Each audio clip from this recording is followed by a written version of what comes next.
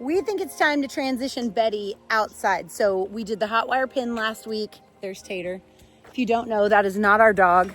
He's just an adorable neighborhood dog that comes and checks on us every single day. He knows how to get into the house, even with the door codes. I'm not making that up.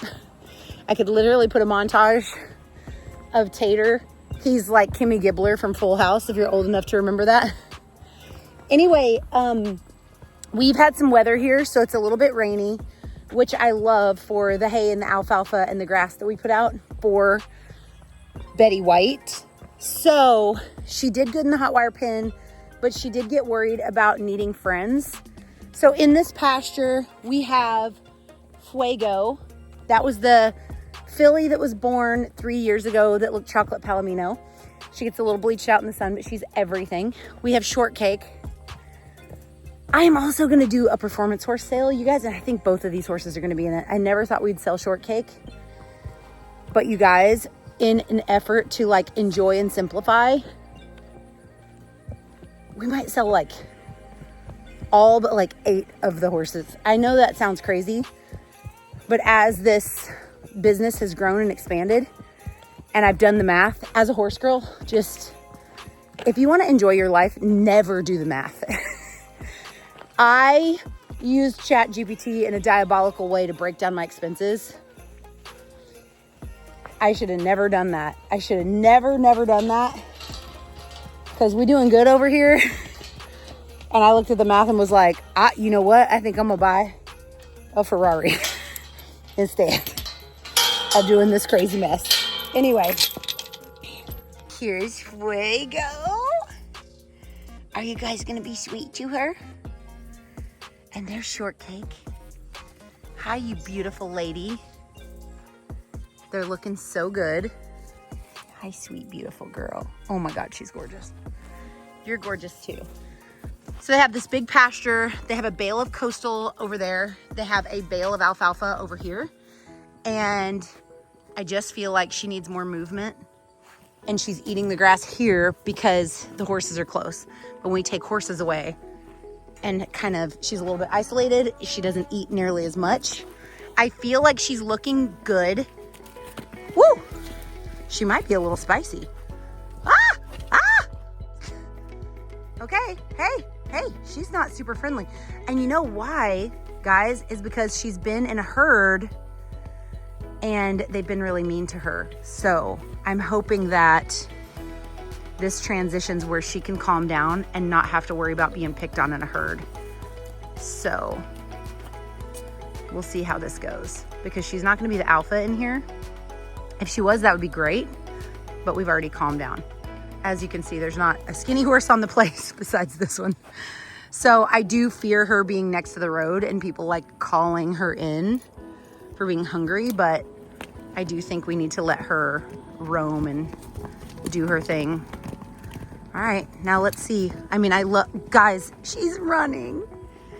She's running.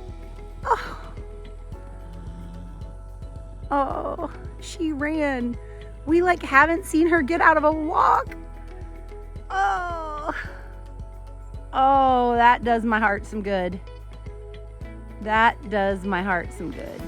Oh, Fuego's had enough. Look at her trotting. Can you guys see? Oh, she trotted up the hill. I missed it. Oh, the girls are being so kind and respectful to her, especially for the real gross attitude she came in the pen with. I'm a little in shock that Shortcake did not choke slam her and go, not up in here, B. So good for her. So if I get called in by the city for a starving horse, you guys please help me. Direct them to my YouTube channel, please.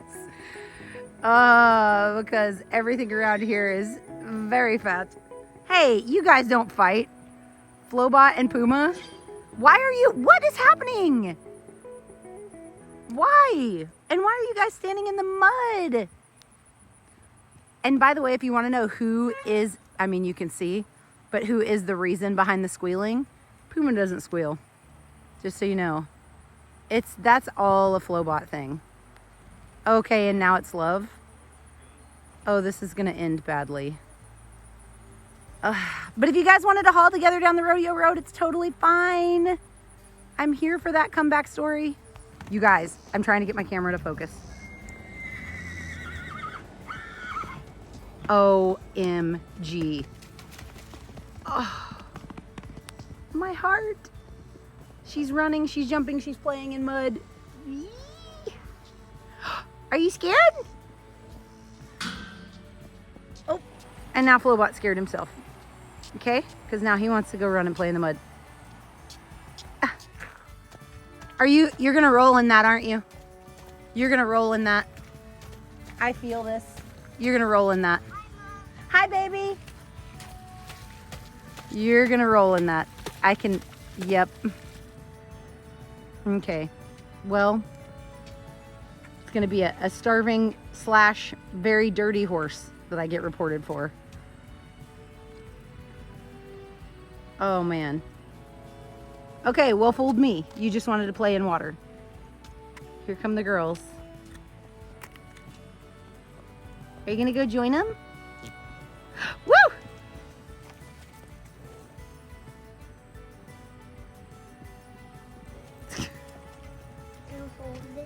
Sure.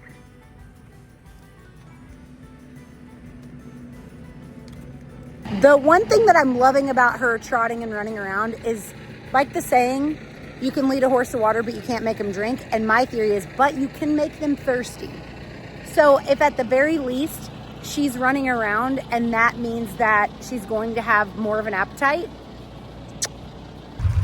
I was taking Flowbot out for a little jog and wanted to see how everybody was doing.